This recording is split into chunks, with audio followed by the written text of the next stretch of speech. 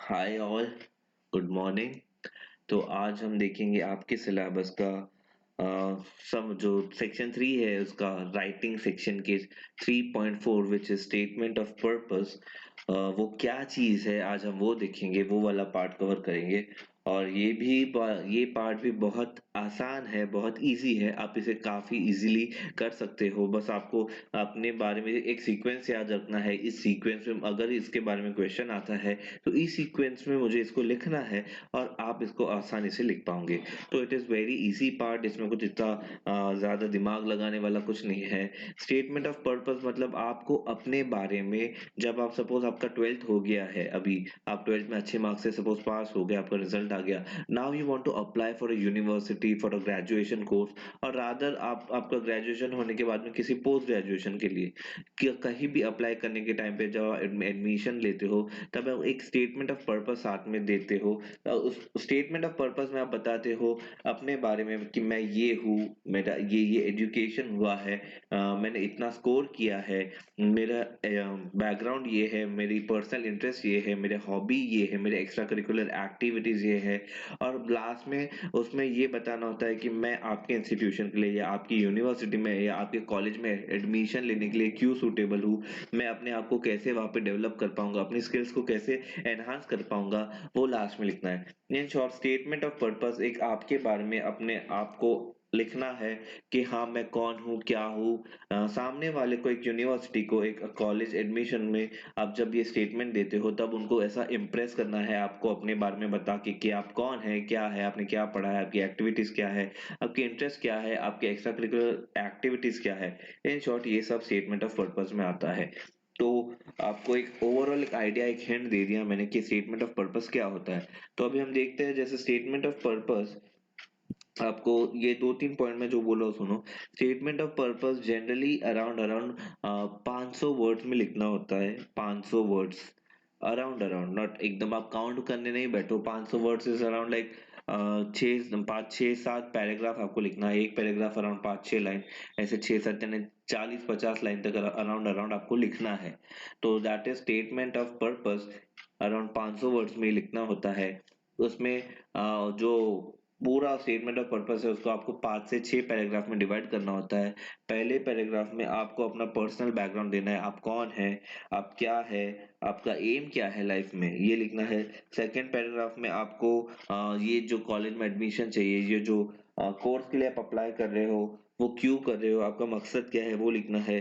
Third paragraph में आपको आपकी एक्स्ट्रा करिकुलर एक्टिविटीज क्या है, या आपकी पर्सनल डिटेल्स क्या है, या आपने कुछ अलग से अचीव किया है, वो लिखना है। चौथे 5वें पैराग्राफ में और दूसरी एक्स्ट्रा आपके पास कोई एक्सपीरियंस है, आपके पास कुछ बताने के लिए है, आपके पास कोई एड ऑन कोर्स आपने किया है वो है, ये सब लिखना है। ओवरऑल एक 500 वर्ड में आपको अपने बारे में लिखना है। जैसे एक रिज्यूम जैसा होता है। रिज्यूम राइटिंग जो पार्ट है, एक रिज्यूम राइटिंग करके भी पार्ट होता है। एक रिज्यूम जब आप बनाते हो, जब आप इंटरव्यू के लिए जाते हो और रिज्यूम जब सबमिट करते हो, तो रिज्यूम के अंदर आपकी डिटेल्स पूरी एक एकदम शॉर्ट फॉर्मेट में लिखी होती है, एकदम एकदम वर्ड टू वर्ड, ज्यादा कुछ नहीं, कि हाँ आपके बारे में जो जो जानने लायक चीजें हैं वो एक पीस ऑफ पेपर, वो रिज्यूम पे एक पीस पे पूरा उस पेपर के अपने ऊपर सब लिख लिया। वो पर पॉइंटर्स फॉर्मेट में होता है, वो सिर्फ टेबुलर फॉर्मेट में होता है। वहां पे सिर्फ ऊपर ऊपर से जस्ट होती है कि आप क्या क्या पढ़े लिखे हो, आपका एजुकेशन क्या है, आपका क्वालिफिकेशन क्या है, आपका एक्सपीरियंस क्या है। और वही चीज को अगर आप डिटेल्ड में कर दो, ऐसा डिटेल में रिज्यूम आप इंटरव्यू के लिए देते हो, पर उसी रिज्यूम को आप डिटेल में जब पैराग्राफ फॉर्मेट लिखो, तो पर ये स्टेट वो ऐसा स्टेटमेंट ऑफ पर्पस का रूप ले लेता है। बट ये स्टेटमेंट ऑफ पर्पस आप इंटरव्यू के लिए नहीं देते हो, बल्कि आप किसी एडमिशन के टाइम पे आप ये देते हो। तो रिज्यूम में जो जो लिखते हो वो सारी चीजें आपको स्टेटमेंट ऑफ पर्पस में लिखनी होती है। बट स्टेटमेंट ऑफ पर्पस आपको इंटरव्यू के लिए नहीं देना होता है। स्टेटमेंट ऑफ पर्पस आपको आपके एडमिशन के टाइम देना होता है, और ये होता है डिटेल में अराउंड अराउंड 500 वर्ड्स के आसपास। तो देखते हैं इसमें क्या लिखा है। देखो, स्टेटमेंट ऑफ पर्पस, एक second. Statement of purpose is an application made to a university. आप यूनिवर्सिटी के लिए जब अप्लाई करते हो to seek admission to a particular course में अप्लाई करने के लिए यूनिवर्सिटी को आप अप्लाई करते हो, तब ये स्टेटमेंट ऑफ पर्पस लिखते हो। इट इज एन ऐसे आप अपने बारे में ऐसे लिखते हो which describe you as a person. वो ऐसे में आप अपने आप को डिस्क्राइब करना होता है, आपके एम्स क्या है वो बताना होता है, आपके एम्बिशंस क्या है वो बताना होता है। It speaks about your journey of life and qualities you have nurtured in the process. आपकी जो अब तक की लाइफ की जर्नी है उसके बारे में, और आपने उसमें से क्या सीखा है वो भी आपको उसमें बताना होता है। द स्कोर कार्ड और the transcript gives your academic achievement, मतलब आपका स्कोर कार्ड भी उसमें अटैच करते हो, उससे आपका एकेडमिक अचीवमेंट पता चलता है। तो it is objective but SOP gives an idea about your इनेट qualities and subjective nature. Objective and subjective, एक चीज होता है पर्सन से पर्सन अलग होता है। सब्जेक्टिव मतलब हर एक चीज, यानी हर एक लोगों से मेरा स्टेटमेंट ऑफ पर्पस अलग हो सकता है, आपका स्टेटमेंट ऑफ पर्पस अलग हो सकता है। आपकी दो फ्रेंड्स अगर बाजू बाजू में बैठ के भी लिखे ना कि भाई तू बता तूने क्या लिखी, तू बता तूने क्या लिखा, तो दोनों का भी अलग हो सकता है, क्योंकि उसने अपनी लाइफ में अलग अलग हॉबीज होगी, अपने अपनी अलग अलग क्वालिटीज होंगी, अपने अलग अचीवमेंट्स होंगे, और इनके कुछ अलग हॉबीज, अलग अचीवमेंट, एक्स्ट्रा अलग करिकुलर एक्टिविटीज होंगी। तो स्टेटमेंट ऑफ पर्पस सेम नहीं हो सकता। तो उसका लिखने का तरीका भले ही हो एक हो सकता है कि हाँ पहले पैराग्राफ में आपको अपने बारे में बताना है, दूसरे पैराग्राफ में अपने अचीवमेंट वगैरह एकेडमिक वगैरह ऐसा सब जो सीक्वेंस है वैसे बताना है। बट ये सब तरीका दोनों का सेम हो सकता है, बट दोनों के अंदर का कंटेंट, इस इंसान के अंदर का जो स्टेटमेंट ऑफ पर्पस लिखा है उसके अंदर का कंटेंट, और दूसरे इंसान जो उसने स्टेटमेंट ऑफ पर्पस लिखा है उसके अंदर का कंटेंट दोनों अलग हो सकता है। भले दोनों का लिखने का तरीका जो फॉर्मेट है एक ही होगा, but it is subjective, it varies it, दोनों पर्सन टू पर्सन ये डिफरेंशिएट होता है, दोनों का अलग हो सकता है या अलग ही होता है। तो इतना आई होप समझ में आ रहा है आपको क्या चल रहा है यहाँ पे, स्टेटमेंट ऑफ पर्पस एक्चुअली क्या चीज है। इतना आपको बेसिक बेसिक एक रफ आइडिया पता चल गया होगा कि ये होता है स्टेटमेंट ऑफ पर्पस। और अगर मैंने जितना भी आपको इतना समझाया, इतने पे से अगर मैं आपको बोलूँ कि आप स्टेटमेंट ऑफ पर्पस लिखो, ये तो आप आसानी से लिख सकते हो। आपको बस एक एक आपको मैं एग्जांपल बता दूं, इसके बाद में आप आराम से स्टेटमेंट ऑफ पर्पस लिख सकते हो। और रादर मैं आपको एग्जांपल ना भी बताऊं ना, तो भी आपको सिर्फ बोलूं कि आप अपने बारे में लिखो। आपको इस फॉर्मेट में लिखना है, पहले अपने बारे में, अपनी एजुकेशन के बारे में, फिर अपनी एक्स्ट्रा करिकुलर एक्टिविटीज, फिर आपकी अचीवमेंट, फिर कोई एक्सपीरियंस, इस फॉर्मेट में लिखना है। तो आप अभी लिख सकते हो, इतना आसान है, बहुत बहुत ईजी है, इसमें कुछ है नहीं इससे ज्यादा। तो a statement of purpose gives you an opportunity to show special qualities, आपको special qualities अपनी जो जो है बताने का मौका मिलता है स्टेटमेंट ऑफ पर्पस में, which makes you distinct, जो जो आपकी क्वालिटीज जो आपको दूसरों से अलग बनाती है वो आप स्टेटमेंट ऑफ पर्पस में बताते हो। It explains why you want to join the course, और वो इसमें आप ये भी एक्सप्लेन करते हो आप उस कोर्स को क्यों ज्वाइन करना चाहते हो, जो यूनिवर्सिटी ने कोर्स आपको दिया है वो कोर्स आप क्यों ज्वाइन करना चाहते हो वो आप स्टेटमेंट ऑफ पर्पस में बताते हो। what is your liking, how you have developed your liking, it justifies how you will be able to achieve your aim। In short आपको अपने बारे में अपनी लाइकिंग क्या है, एम क्या है, ये सब आपको उधर बताना है। It also explain why you have selected a particular university. The statement of purpose is a gateway to your career, and as the admission committee judges you, now screens the application on the basis of SOP received। जैसे यहाँ पे मैंने बताया गया है, जो admission committee है वो आपको जज करती है आपके एसओपी के बेसिस पे।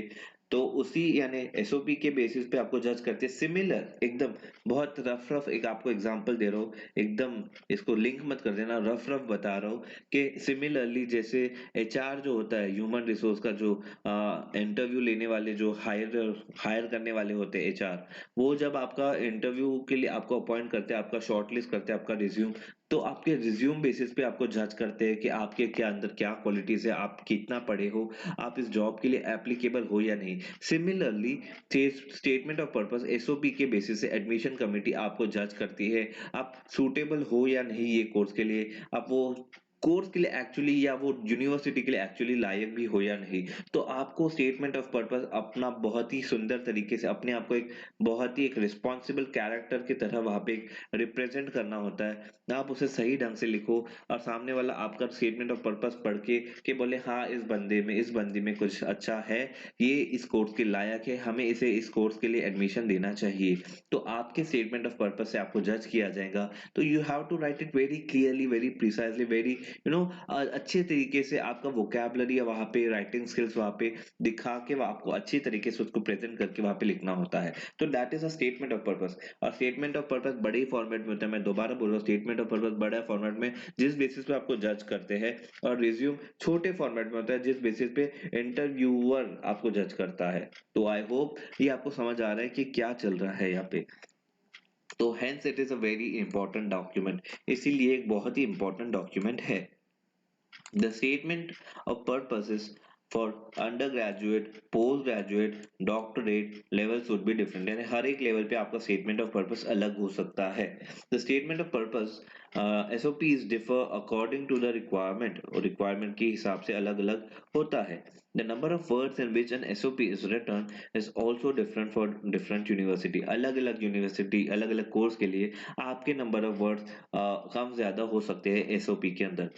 At this level, when you would pass your standard 12th examination, जब आप अभी standard 12th की examination pass करेंगे and write a personal statements to universities, और अब आप admission के लिए universities के लिए जब apply करोगे for admission के लिए to undergraduate course, you should follow the format given below. अभी आप जब 12th क्लियर करके आप यूनिवर्सिटीज के लिए एडमिशन के लिए अप्लाई करोगे तो आपको ये नीचे दिया गया हुआ फॉर्मेट फॉलो करना है। अभी ये फॉर्मेट क्या है ये देखो। The SOP should be written around 500 words, 500 words के आसपास होना चाहिए। टेंटेटिवली इन 5-6 पैराग्राफ, 5 से 6 पैराग्राफ में 500 वर्ड्स आपको लिखने होते हैं। बिगिन विथ योर इंट्रोडक्शन, पहले इंट्रोडक्शन दो। Talk about your personal background बताओ, your mental makeup and your aim in life, ठीक है। दूसरे पैराग्राफ में you should speak about why you wish to join the specific programme और course, आप ये कोर्स और प्रोग्राम क्यों ज्वाइन करना चाहते हैं, और योर एरिया ऑफ इंटरेस्ट, आपके इंटरेस्ट का एरिया क्या है वो बताना है आपको अपने सेकंड पैराग्राफ में। थर्ड पैराग्राफ में आपको लिखना है अपनी क्वालिटीज क्या है जो आपको अपने करियर गोल और ऑब्जेक्टिव अचीव करने के लिए मददगार साबित हो सकते हैं। और उसके बाद में आपको उसी पैराग्राफ में बताना है अपनी हॉबीज और extra curricular activities would be helpful in strengthening your goals, आपका जो करियर गोल है ऑब्जेक्टिव है उसको अचीव करने के लिए कहीं ना कहीं आपकी एक्स्ट्रा करिकुलर एक्टिविटीज, क्योंकि एक्स्ट्रा करिकुलर एक्टिविटीज से आपका फोकस पता चलता है, आपका कंसंट्रेशन पता चलता है, आपका डेडिकेशन पता चलता है, आप कितने उस चीज के लिए लॉयल रह सकते हो ये पता चलता है। तो आपको थर्ड पैराग्राफ में अपने बारे में अपनी क्वालिटीज बताना है, क्वालिटीज जो आपको अपना एम अचीव करने के लिए मदद मदद करेगी वो वाली क्वालिटीज बताना है। और उसको सपोर्टिंग में आपको अपनी हॉबीज और एक्स्ट्रा करिकुलर एक्टिविटीज भी आपको थर्ड पैराग्राफ के अंदर ही बतानी है। अभी उसके बाद में फोर्थ पैराग्राफ आप जब लिखोगे उसके अंदर आपको you have to mention your experience, अगर आपके पास कोई एक्सपीरियंस है इंटर्नशिप का या किसी प्रोजेक्ट का कोई एक्सपीरियंस है तो आपको फोर्थ पैराग्राफ के अंदर वो बताना है। You can state something which makes you distinct from other applicants, और वहां पे अगर आपके पास कुछ ऐसा एड ऑन है या आपको लगता है कि मैं बाकी जो कैंडिडेट है बाकी जो एप्लीकेंट्स है वहां पे अप्लाई करने वाले उनसे मैं कुछ अलग हूँ, तो आपको इस पैराग्राफ में वो वाला पार्ट भी आपको लिख के देना है।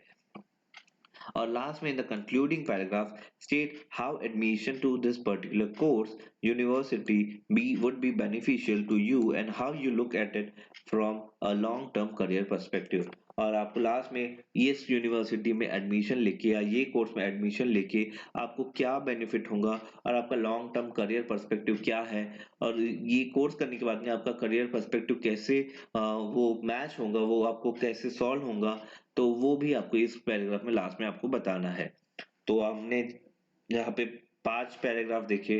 सबसे पहले पैराग्राफ में you have to write about your personal background, जहाँ पे आपने mental makeup, aim in life ये सब लिखना है। सेकंड पैराग्राफ में आपको लिखना है why you wish to join this course, आप ये कोर्स क्यों ज्वाइन करना चाहते हैं आपको ये लिखना है। थर्ड पैराग्राफ में आपकी क्वालिटीज क्या है, आपके करियर गोल्स और ऑब्जेक्टिव्स क्या है वो लिखना है। हॉबीज एक्स्ट्रा करिकुलर एक्टिविटीज क्या है वो लिखना है।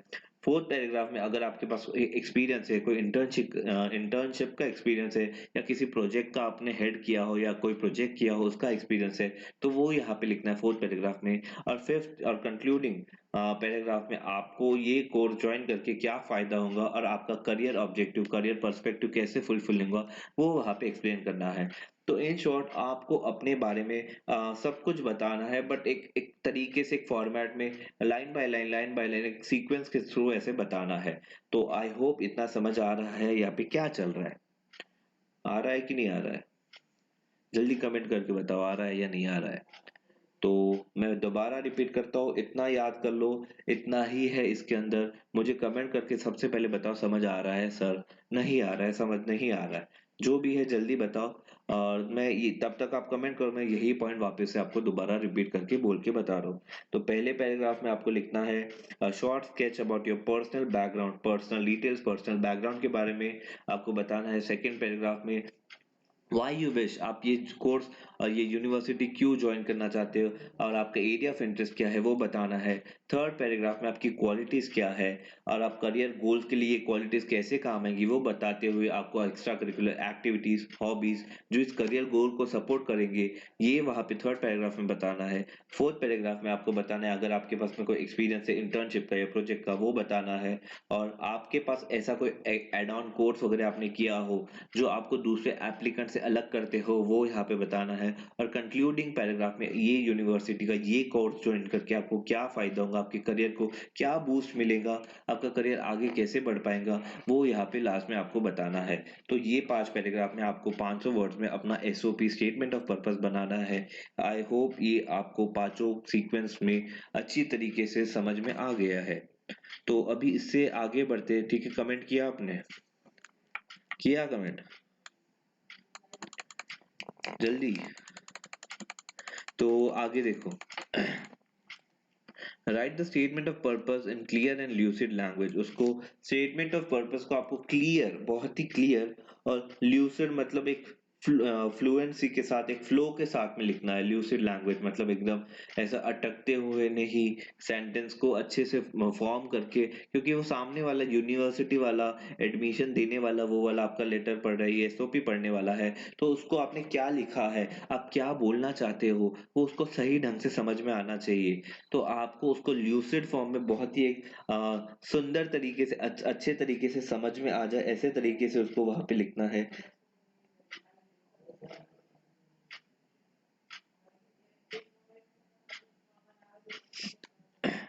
तो स्टेटमेंट ऑफ पर्पस उसको clear and lucid, lucid language में लिखना है। ल्यूसिड को आप ऐसे भी समझ सकते हो, हाँ, जो इजी टू अंडरस्टूड हो, जो सामने वाले को आसानी से समझ आ जाए। ऐसा नहीं कि आप वहाँ पे बहुत ही डिफिकल्ट, आपको चलो सामने वाले को, चलो मैं इम्प्रेस करके बताऊंगा तो मैं बहुत डिफिकल्ट लैंग्वेज यूज करूंगा। आपको वहाँ पे बहुत ही जेन्यून तरीके से एक आसान भाषा में वहाँ पे अपने आप को प्रेजेंट करना होता है। तो उसको बहुत ही सिंपल, ल्यूसिड और क्लियर रखना होता है। तो इससे ज्यादा वहां पे फेन फतूरे मत करना।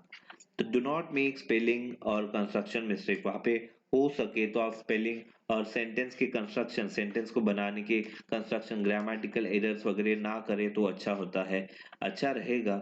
You should be convincing. और आपका लेटर, ये जो लेटर बोलो, ये एसओपी जो होता है, it should B convincing. Convincing के मतलब कि हाँ, वो सामने वाले को पढ़ने के बाद हो ऐसा मन में आ ही जाए कि हाँ ये स्टूडेंट, ये बहुत ही, यानी इसमें है, पोटेंशियल है कि इसको हमें एडमिशन देना चाहिए।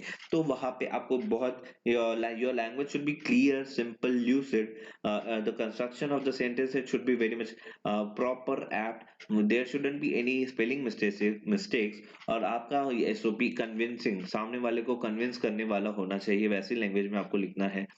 Show determination in your career. आपको अपने करियर के लिए कितने डिटरमाइंड हो, वो यहाँ पे आपको बहुत अच्छे से बताना है, ताकि सामने वाला ये सोचे कि हाँ, ये अपने करियर के प्रति बहुत ज्यादा सीरियस है, ये आगे बढ़ना चाहता है, हमें इसे, स्टूडेंट को एक मौका मिल देना चाहिए, ऐसा सामने पढ़ने वाले को, ये एडमिशन कमेटी को लगना चाहिए। तो आपको वहाँ पे अपने करियर का डिटर्मिनेशन बताना है। Your purpose of choosing this particular course and university should be in accordance with your career. Remember that your personality is reflected through this. ये हमेशा याद रखना कि आपका पर्सनालिटी इसके ज़रिए वहाँ पे रिफ्लेक्ट होने वाला है। तो इसको एक तरीके से, एक अदब के साथ, एक सेंसिबिलिटी के साथ में लिखना कि आपने लिख दिया पर ये नहीं सोचा कि सामने वाला इस बेसिस पे आपको जज करने वाला है। तो सबसे पहले तो ये बहुत दिमाग में रखना कि सामने वाला ये पढ़ने के बाद में मेरे बारे में सोचने वाला है, एक्चुअली मेरे बारे में सोचेगा ये कैसा है या कैसी है। तो वो मेरे बारे में अच्छा सोचे, वैसा ही मुझे लिखना है।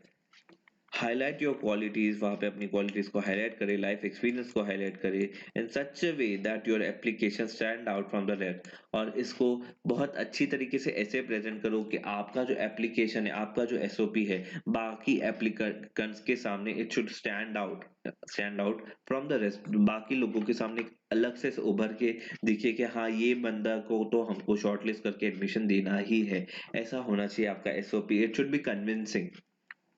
तो यहाँ पे look at the samples of SOP given here.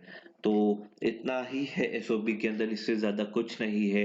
I hope आपको बहुत अच्छी तरीके से ये समझ आ गया है कि आपको एसओपी के अंदर क्या करना है। यहाँ पे दो सैंपल दिए हैं, हम वन बाय वन दोनों सैंपल देखते हैं। ये सैंपल देखने के बाद में आपको और ज्यादा क्लियर हो जाएगा कि एसओपी के अंदर आपको एग्जैक्टली क्या करना है, कैसे करना है, किस तरीके से लिखना है। तो आओ मेरे साथ में पढ़ो, अच्छे से पढ़ते हैं, आराम से पढ़ते हैं, समझ के पढ़ते हैं। ऐसा समझो कि ये आपका ही एसओपी है, ऐसा समझो कि इसके बाद आपको एक नया एसओपी अपने ऊपर लिखना है। तो ये आपका एक पढ़ने के बाद में आपको समझ आना चाहिए ठीक से, तभी आप अपना अपने बारे में जो एक्चुअल वाला अपने बारे में एसओपी है वो लिख पाओगे। तो इसको अच्छे से पढ़ो, अच्छे से समझो, अच्छे से जानो। तो आओ साथ में पढ़ते हैं।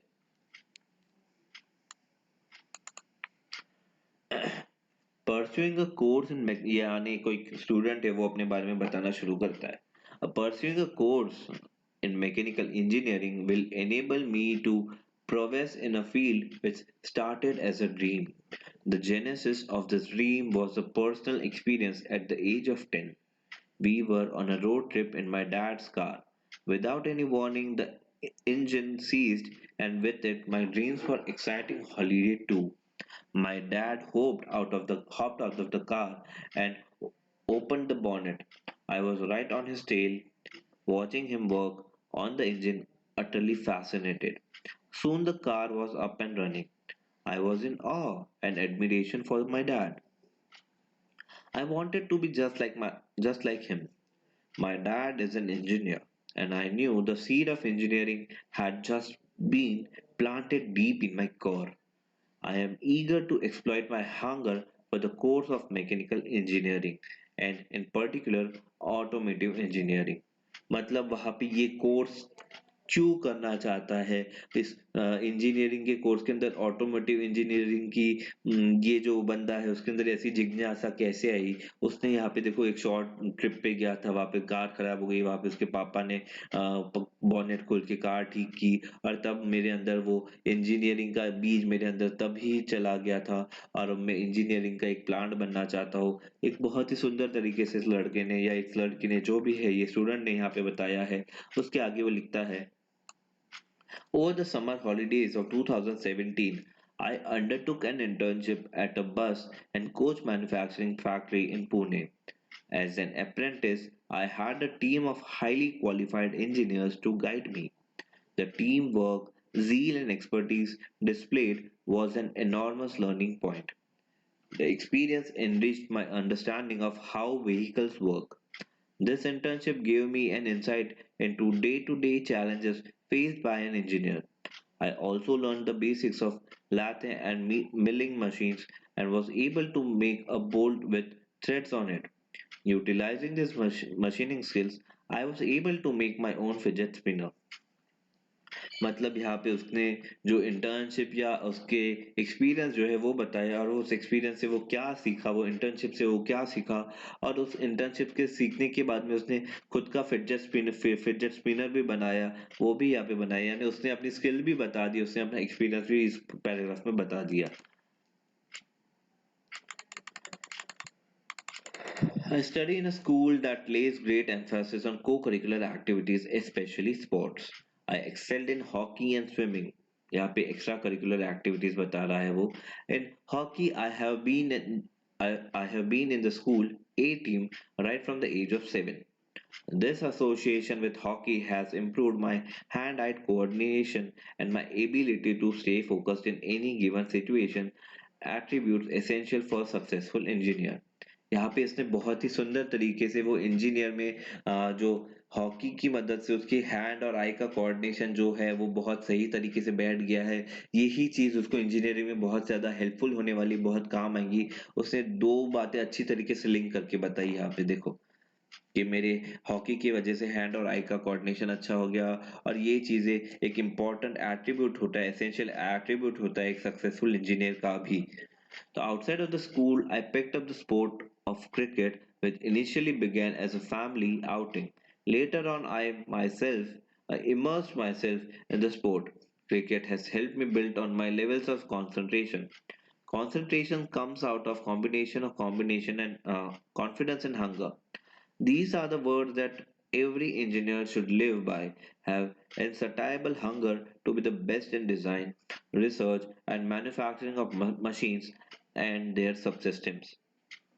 We run a daily feeding program in our temples where everyone is welcome. देखो इसके बाद में इसने यहाँ पे जो दूसरी एक्टिविटीज, बाहर की सोशल एक्टिविटीज, अगर आप कुछ सोशली एक्टिव हो, आप कुछ ऐसे रिलीजियस एनजीओज वगैरह के साथ में जुड़े हुए हो जहाँ पे आप एक्स्ट्रा ऐसी एक्टिविटीज, लोगों को मदद करने वाली एक्टिविटीज, ह्यूमैनिटी वाली एक्टिविटीज करते हो, वो भी आप बता सकते हो। तो यहाँ पे उसने वो बताया है। We run a daily feeding programme, हम रोज खाना खिलाने वाला ऐसा प्रोग्राम चलाते हैं मंदिरों में, वेयर एवरीवन इज वेलकम, जहाँ पे हर कोई वेलकम है। I have taken part in this services nearly every weekend. I have also taken part in several other community services ventures, such as planting trees in a bid to reduce deforestation. I also participated in an epilepsy walk in order to collect money to help in treatment of people who can't afford the medical care required to epilepsy. I believe that I believe that I am a suitable candidate for the course since the subjects I have picked from my undergraduate course in mechanical engineering, namely physics and mathematics, have exposed me to high levels of critical thinking. Throughout high school, I have been a practical thinker. My passion for physics has helped my analytical skills. Mechanical engineering specifically apply fundamental mathematics, maths and physics laws to find solutions of machines which we use every day. अभी यहाँ पे उसने अपनी भूख बताई, उसने I believe that suitable candidate for the course, वो बता रहा है कि मैं इस कोर्स के लिए सूटेबल क्यों हूँ, मैं उस कोर्स को करना क्यों चाहता हूँ और मैं उसके लिए परफेक्ट क्यों हूँ, और मेरा करियर पर्सपेक्टिव इसके साथ कैसे जुड़ा है वो आगे बता रहा है। I believe that UK is the ideal location for my choice of study as it is known to have the best universities for engineering offering top-notch facilities in research, design and manufacture. The UK has some of the greatest companies which pioneered automotive engineering to what it is today. For example, Aston Martin, Jaguar, Land Rover. I hope to secure admission that will provide me with the opportunity to fulfill my dreams. तो ये उसने अपने बारे में एक SOP बहुत ही beautifully उसने बना के बताया है। मतलब उसने अपनी दूसरी एक्टिविटीज को इंजीनियरिंग के साथ में लिंक करके बताया है, अपनी एक्टिविटीज, और उसने कोई एनजीओ, खाना खिलाने वाली ह्यूमैनिटी एक्टिविटीज, प्लांटेशन वाले एक्टिविटीज, उसकी करियर एक्टिविटीज, वो उसका फ्यूचर गोल एक्टिविटीज, ये सारी चीजों से वो क्या करना चाहता है। पर इन सारी की चीजों की शुरुआत कैसे हुई जब वो बच्चा था, इन सारी चीजों का अपना सीक्वेंस देखा, उसे बहुत ही सुंदर तरीके से यहाँ पे उसने करके बताया। तो आई होप आपको अपना एसओपी कैसे बनाना है ये समझ में अब तक आ चुका होगा। तो आपको और एक एग्जांपल देखते हैं, sample number 2।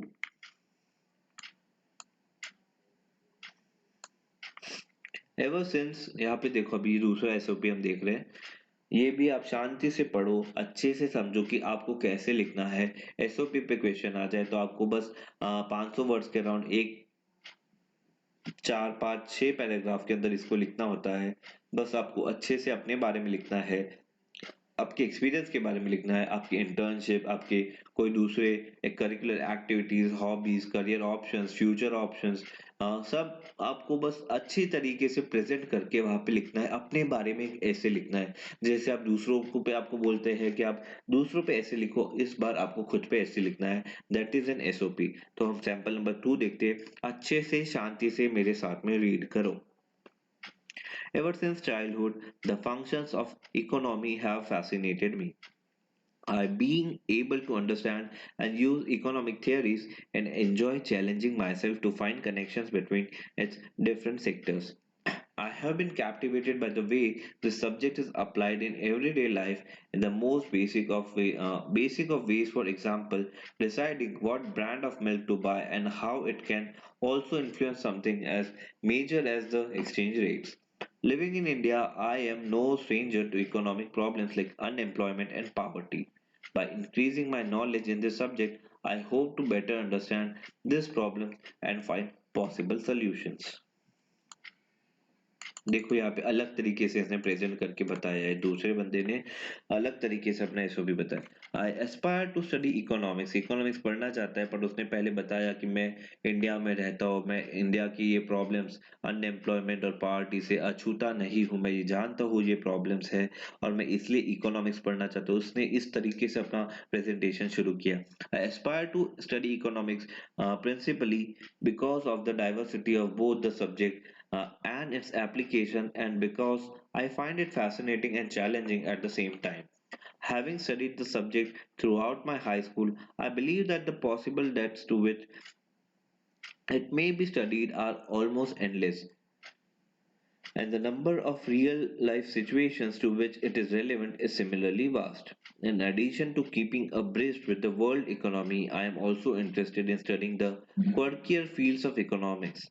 I aspire to further study the ideas of behavioral economics and rational decision making to contribute to improving our explanations of market events. A book that really intrigued me is Thinking Fast and Slow by Daniel Kahneman and intensified my desire to delve deeper into the field. अभी यहाँ पे आप एक एक word का meaning मत पूछना। यहाँ पे इसने खुद की वोकैबुलरी बताई है, इस बंदे ने खुद की राइटिंग स्किल्स बताई है। आपको अपनी वोकैबुलरी अपनी राइटिंग स्किल्स के हिसाब से लिखना है, और आपको अपनी वोकैबुलरी और अपनी राइटिंग स्किल्स डेवलप करना है तो आपको लिखने की प्रैक्टिस करना होगा। आपको न्यूज़पेपर, इंग्लिश न्यूज़पेपर पढ़ना होगा, आपको लोगों के साथ इंग्लिश में बात करना होगा, आपको इंग्लिश मूवीज, इंग्लिश सीरीज देखना होगा। आपको प्रैक्टिस करते करते आपकी वोकैबुलरी आप अच्छी कर पाओगे। To further understand the practical applications of economics, I interned at auditing firm. This helped me realize how economics and finance play a key role in running of businesses. My subject choice of economics and accounts through junior college has helped me grasp analytical concepts at the blistering pace, and I believe I am well equipped to face the challenge of studying economics at degree level. I am aware that economics is strongly related to maths, and for that reason, I have studied more rigorous topics and I will further develop at the university level, including calculus and statistics modules. One of the extracurricular activities that opened me to a whole new perspective on world economy was the Indian Model United Nations Conference, in which I was a press corps writer assigned to the Economic Committee. This has helped me understand the intricacies of world economy, given me a chance to discuss and puzzle over the economic issues, and challenged me to think in ways I have never before. यहाँ पे उसने दूसरी activities उसने क्या की थी वो बताई है। इसके पहले उसने एक्सपीरियंस बताया है कि यहाँ पे मैंने ऑडिटिंग फर्म में काम किया था और वहाँ पे काम करके उसे क्या सीखने मिला कि किस तरह से इकोनॉमिक्स इम्पोर्टेंट है, और मेरा जूनियर कॉलेज में मैंने इकोनॉमिक्स क्यों लिया था, उससे मुझे क्या फायदा हुआ, ये सब उसने इसके पहले पैराग्राफ में यहाँ पे बताया। उसके बाद में यहाँ पे ये बताया कि मैं एक्स्ट्रा करिकुलर एक्टिविटी में मैंने यहाँ गया था। बाद में उसने लास्ट में ये बताया है, my passion for writing led me secure the position of sub editor of school magazine committee where I reviewed and edited essays to be published. I was selected as Students' Council representative, and my duties involved acting as an interface between the students and the Board of Governors, putting forth the issues faced by students and working towards solution for them. I also took part in Youth Icons Award. I was identified as an important member of my group and performed the task of successfully guiding my team through many expeditions. मतलब यहाँ पे उसने दूसरी जो activities की में मुझे award मिला है, मैंने मेरे टीम को लीड किया है और मैंने सक्सेसफुली गाइड करके उन्हें जितवाया भी था, वो बताया है. I enjoy playing badminton as often as I can.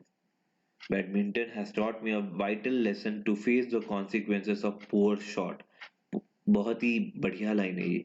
Badminton ने मुझे ये सिखाया कि बुरा बुरा शॉट, आप बैडमिंटन का जब बुरा शॉट लगाते हो तो उसके क्या कॉन्सिक्वेंसेस, उसकी वजह से क्या हो सकता है, आपका ऊपर पॉइंट भी चढ़ सकता है, वो मुझे यहाँ पे बैडमिंटन की वजह से सीखने मिला. I have learn not to dwell on my mistakes but to accept them and move on because the most important shot in badminton is the next one. बहुत ही प्यारी लाइन है, ध्यान से पढ़ो. I have learned not to dwell on my mistakes, but to accept them and move on because the most important shot in badminton is the next one.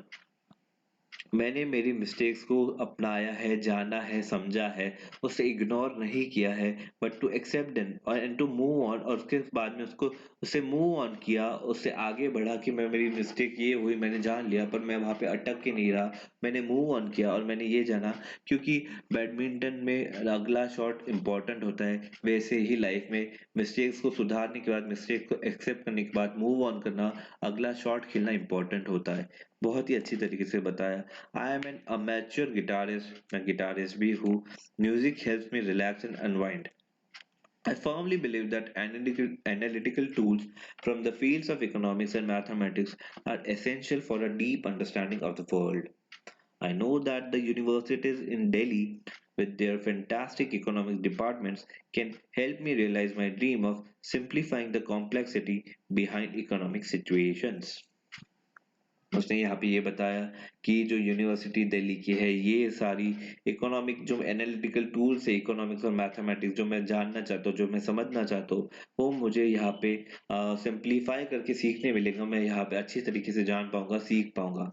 और मेरा ये जगह में एडमिशन लेना बहुत इम्पोर्टेंट इसीलिए है. तो बहुत ही अच्छी तरीके से यहाँ की जो ये सेकंड वाली एसओपी की लैंग्वेज थी, बहुत अच्छी और हैवी उसकी वोकैब बताई है, बहुत ही मस्त तरीके से लिखा है. फर्स्ट वाला भी अच्छा था, बट सेकंड वाला मुझे पर्सनली ज्यादा अच्छा लगा. आप हो सके तो आपका वोकैब अच्छे से इम्प्रूव करो, अपना वर्ड का जो डिक्शनरी आपके अंदर है वो उसको इम्प्रूव करो, उसको बढ़ाओ, और अच्छे से अपने आप को प्रेजेंट करो, एक ढंग से प्रेजेंट करो कि सामने वाला आपको देख के, आपके एसओपी को देख के वो कन्विंस हो जाए आपको एडमिशन देने के लिए. जैसे अगर मैं एडमिशन कमेटी में होता और मैं अगर वो पहले बंदे का भी एसओपी पढ़ता और दूसरे बंदे का, दोनों का एसओपी पढ़ता, तो मैं पर्सनली दूसरे बंदे को ज्यादा प्रेफरेंस देता, भले ही दोनों अलग अलग टॉपिक से रिलेटेड है. पर सपोज मुझे पूछा जाए कि दोनों एक ही चीज के लिए आए हैं, तो मैं सेकंड बंदे को प्रेफरेंस देता. तो ऐसे ही आपके साथ भी शायद हो सकता है. तो आपको भी अपने आप को अच्छी तरीके से कन्विंसिंग ढंग से वहां पे प्रेजेंट करना है, अपने एसओपी में प्रेजेंट करना है, तो अच्छे ढंग से उसको प्रेजेंट करते हुए वहां पे लिखना है. अभी देखो यहाँ पे ब्रेनस्टॉर्मिंग में क्या है. ब्रेनस्टॉर्मिंग है discuss and exchange your views with your partner about your career plan. आपको अपने करियर प्लान्स के बारे में अपने पार्टनर के साथ में डिस्कस करना है, ऐसा क्वेश्चन है. तो आपको अपने पार्टनर के साथ में ऐसा डिस्कशन हो रहा है वैसा वहां पे लिखना है. जैसे this is myself, your partner is asking कि I think I should now think of a definite career plan, have you ever thought of a career plan. ऐसा आपको शुरू कर सकते हो. अब आपका पार्टनर आपको कुछ पूछ रहा है, फिर आप उससे जवाब दे रहे हो, फिर उसका उस पर क्वेश्चन है, आप उस क्वेश्चन का जवाब दे रहे हो, फिर आप उससे सवाल पूछ रहे हो, उसका वो जवाब दे रहे हैं. ऐसा करियर प्लान आपको अपने पार्टनर के साथ, जैसे आप अपने दोस्त के साथ में डिस्कस करते हो बैठ के, वैसा आपको यहाँ पे लिखना है. You must have decided your aim in life. आपने अपना एम A2 देखो यहाँ पे ब्रेनस्टॉर्मिंग का A2, you must have decided your aim in life, आपने अपना एम शायद डिसाइड कर चुका है, आपको किस यूनिवर्सिटी किस इंस्टीट्यूट में ज्वाइन करना है, कौन सा डिप्लोमा करना है, कौन सा ग्रेजुएशन करना है, ये आपने शायद अब तक डिसाइड कर लिया होगा। तो write SOP as a part of your application to the institute और यूनिवर्सिटी, आप अपना SOP लिखो as a part of your application, institute और यूनिवर्सिटी को आप एप्लीकेशन दे रहे हो, तो उसके अंदर आपको SOP लिख के देना है कि आप उस इंस्टीट्यूट में एडमिशन क्यों लेना चाहते हो, उसके ऊपर आपको SOP लिखना है। तो ये यहाँ पे आपको एक अच्छा ऑप्शन है प्रैक्टिस करने के लिए, अच्छे से इसको प्रैक्टिस करो, एक बार नहीं, दो बार नहीं, दो बार नहीं तो तीन बार, तीसरी बार में आपका SOP अच्छा बनेगा, और पहले वाले से दूसरा बेटर बनेगा, दूसरे वाले से तीसरा बेटर बनेगा।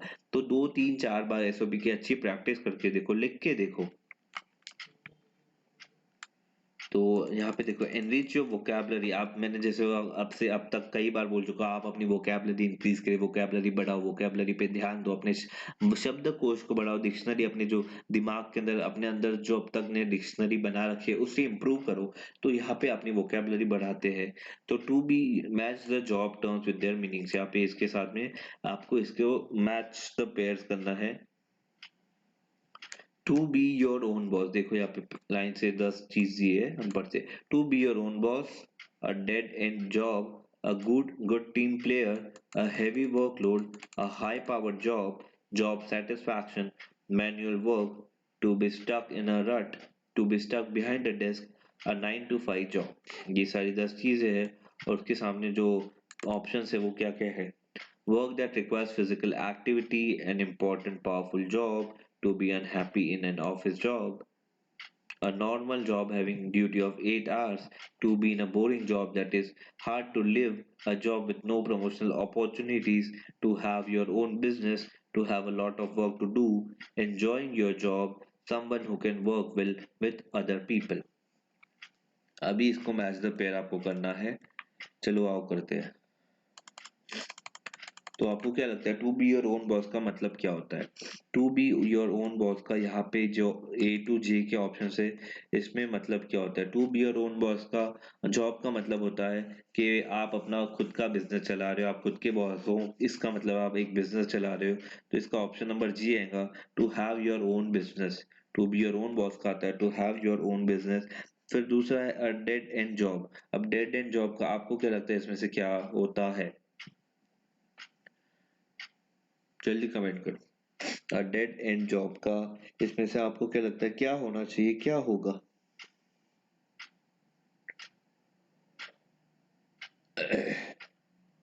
करो करो कमेंट करो, कमेंट करो, कमेंट करो, कमेंट करो, करो करो करो।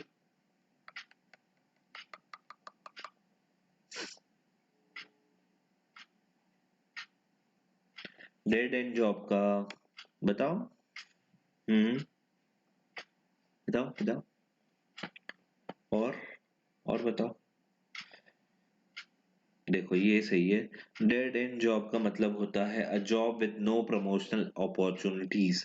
डेड एंड जॉब का मतलब होता है ऐसा जॉब जिसमें डेड एंड है, जिसमें यानी प्रमोशन ही नहीं होता है, ऐसी कोई अपॉर्चुनिटी नहीं है वहां पे प्रमोशन की, that is a dead and. वो डेड एंड है, उसके आगे कुछ है ही नहीं, that is a dead end job.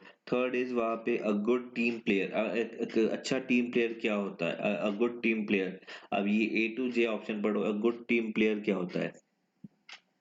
देखो गुड टीम प्लेयर का ऑप्शन नंबर J है, someone who can work well with other people. A good team player वो होता है जो दूसरों के साथ में अच्छे से परफॉर्म कर सकता है, someone who can work well with other people, that is a good team player. अभी फोर्थ वहां पे too heavy workload. Heavy workload का मतलब होता है to have a lot of work, बहुत सारा काम है, तो यहाँ पे देखो एच पॉइंट वही है, to have a lot of work to do. Fifth है a high powered job. Fifth high powered job का मतलब होता है बहुत आपके पास पावर है, आप इम्पोर्टेंट हो। तो यहाँ पे हाई पावर जॉब का ऑप्शन नंबर देखो, यहाँ पे ये नीचे तो नहीं दिख रहा मुझे, यहाँ पे option number B, an important और पावरफुल जॉब, ठीक है, ये सही है। फिर जॉब सेटिस्फैक्शन। जॉब सेटिस्फैक्शन का क्या हो सकता है? जॉब सेटिस्फैक्शन मतलब आप अपने जॉब से खुश हो, आप अपने जॉब को एंजॉय कर रहे हो। तो यहाँ पे है option number I, enjoying your job. Manual work. Manual work का क्या होता है बताओ? गधा मजूरी। मैनुअल वर्क का क्या होता है? देखो यहाँ नहीं दिख रहा मुझे इसमें से कुछ, इसमें हाँ, work that requires physical activity. Manual मतलब फिजिकल एक्टिविटी जिसमें इन्वॉल्व है, ऐसा जॉब को आप मैनुअल जॉब कहते हो, ठीक है। उसके बाद में to be stuck in a rut. To be stuck in a रट, एट का क्या है? एक आप चीज में अटक गए हो, फंस गए हो, स्टक हो चुके हो, तो इसका क्या हो सकता है? आपको क्या लगता है क्या हो सकता है टू स्टक इन अ रट? अटक गए हो, आप छोड़ नहीं सक रहे। To be stuck in a रट का मतलब आप छोड़ नहीं पा रहे हो। तो यहाँ पे देखो, to be in a boring job that is hard to live, आप ऐसे बोरिंग जॉब में अटक गए हो जिसको आप छोड़ नहीं पा रहे हो। To be stuck behind a desk, अब इसका मतलब क्या होता है? To be stuck behind a desk, इसका मतलब क्या होता है?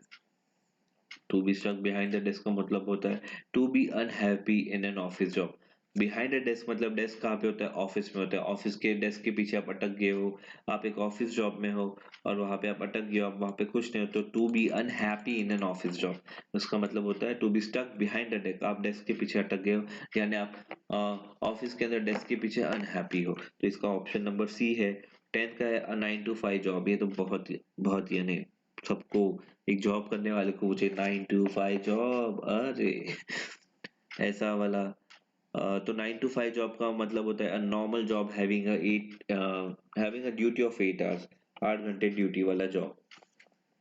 इसके बाद में ये आपको, आपकी थोड़ी बहुत वोकैबलरी यहाँ पे इंक्रीज हुई, थोड़े 10 पॉइंट, ये जो 10 पॉइंट है 10 पॉइंट आपके अंदर गए, तो इतना आपको पता चला कि हाँ इस चीज को ऐसा भी बोला जा सकता है, इसको इसको हम ऐसे भी बोलते हैं। अभी यहाँ पे देखो, read the dialogue given below and fill in the blanks with the appropriate job terms given above, ठीक है। Appropriate job terms given above, अभी ऊपर ये जो जॉब टर्म्स यहाँ पे दी गई है, ये जो जॉब टर्म्स यहाँ पे match the job terms with their meanings, ये जॉब टर्म्स मतलब ये जो लेफ्ट हैंड साइड वाला पार्ट है उसको यहाँ पे आपको इसके अंदर A4 के अंदर फिल करना है। तो वर्षा बोलती है, Vivek what kind of job are you looking for, तुम किस तरह की जॉब को ढूंढ रहे हो? तो विवेक बोलते हैं, वर्षा आई वांट टू, आपको क्या लगता है क्या होना चाहिए? Varsha I want to, I want to be my own boss. I want to be my own boss. मैं खुद का बॉस बनना चाहता हूँ, मुझे मेरा खुद का बिजनेस करना है। I want to be my own boss, वही वहां पे फिट हो रहा है। I don't like 9 to 5 job, मुझे खुद का बॉस बनना है, मुझे 9 to 5 का 8 घंटे का जॉब नहीं पसंद। My present job is not challenging and I M stuck behind a desk and I am stuck behind a desk. I am not afraid of, मैं I am not afraid of, यहाँ पे देखो बहुत आसानी से मेरे दिमाग में ऑटोमेटिकली आंसर सर आ रहे हैं, आपको आ रहे हैं या नहीं पता नहीं। I am not afraid of heavy workload, मैं हेवी वर्कलोड से डर नहीं रहा हूँ, मैं हेवी वर्कलोड करने के लिए तैयार हूँ। And I am a good team player, मैं अच्छा टीम प्लेयर भी हूँ। Moreover this is a moreover this is a dead end job, मतलब इस जॉब में कोई अपॉर्चुनिटीज नहीं है, इसीलिए I am looking for opportunity to try new events, इसलिए मैं न्यू अपॉर्चुनिटीज वाली चीज को ट्राई करना चाहता हूँ। Varsha I want to be my own boss, I don't like what 9 to 5 job. My present job is not challenging. I am stuck behind a desk. I am not afraid of a heavy workload, and I am good team player. And I am a good team player. Moreover, this is dead end job, and I am looking for an opportunity to try new events. तो I hope आपको ऊपर के जो job terms यहाँ पे fit होते हुए दिख रहे हैं, वो समझ में आ रहे हैं। अभी देखो यहाँ पे नीचे दिया गया है, read the personal details given below and prepare a suitable statement of purpose. यहाँ पे जो नीचे दिए गए पॉइंट्स है, इस पॉइंट्स को उठा के आपको एक स्टेटमेंट ऑफ पर्पस के अंदर फिट करना है। उस स्टेटमेंट ऑफ पर्पस को आपको 5-6 पैराग्राफ में अच्छे से बैठा के ये जो पॉइंट्स दिए वहाँ पे सब फिट करने हैं।